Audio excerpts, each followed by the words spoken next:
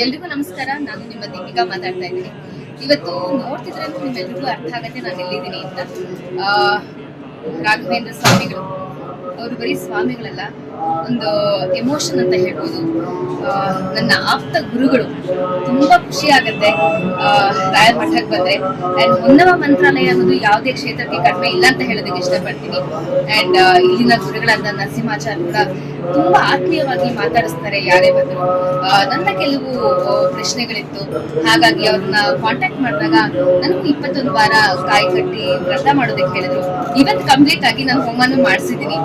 And result ಕೂಡ 100% ಬಂದಿದೆ. ನನಗೆ ನಾನು ಏನ್ ಎಕ್ಸ್ಪೆಕ್ಟ್ ಮಾಡಿದ್ನೋ ನನ್ನ ಎಲ್ಲ ಕೆಲಸಗಳು ಕೋರಿಕೆಗಳು ಕೂಡ ನೆರವೇರಿದೆ. ತುಂಬಾ ಖುಷಿ ಆಗ್ತಿದೆ ನನಗೆ ಇವತ್ತು ಹೋಮ ಮಾಡಿಸಿ.